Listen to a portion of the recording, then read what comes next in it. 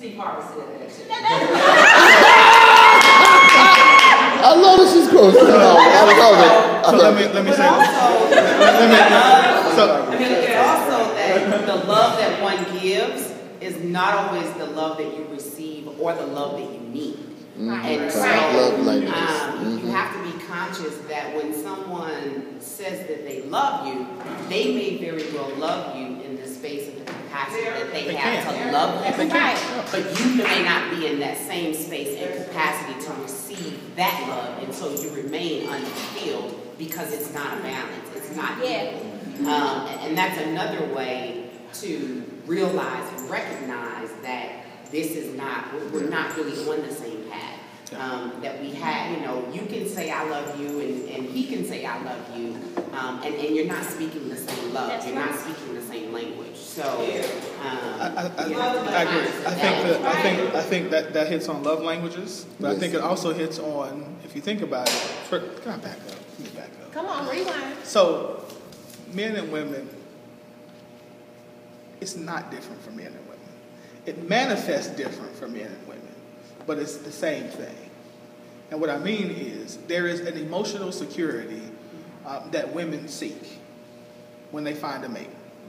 So when you're looking for a mate, you typically look for someone who makes you feel safe, someone who makes you feel comfortable, someone who's going to protect you, correct? Correct? Who won't leave you, who won't cheat on you.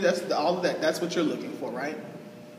As a man, we're looking for the same thing, except we're looking for security. But our security is not in so much that you won't, is an emotional, but is that when I show you my weak side, will you then think I'm a punk? Will you use me when I'm weak? Will you run out on me when I lose my job and I don't have any money? Will you still think I'm this great man when I'm walking around the house leaving my underwear on the floor and and I done peed on the floor instead of and left the toilet seat up? So it's a security. It's security. We're looking for someone who comes along and says, I see all of you and I love all of you. I'm going to help you and you're going to help me. And like my sister said, you typically find your yin and your yang. Because I can talk a lot. I don't need a woman who can talk a lot. And as much as, and we laugh and joke, but can y'all see me and Raechel trying to talk at the same time? We both talk a lot. And we both like to talk. We would be like talking like we would never listen. Be quiet, I'm talking. That would be terrible, you know what I mean? So you just have to, and it's okay. You talk so much. No, and we'd be like Sanford and Sanford and Son. So I'm gonna get you. So we're all we're both looking for the same thing. It just manifests itself in a different way. Because as a man, I need security. Good. As a woman, you need security. You desire security. And those can look different. They just look differently.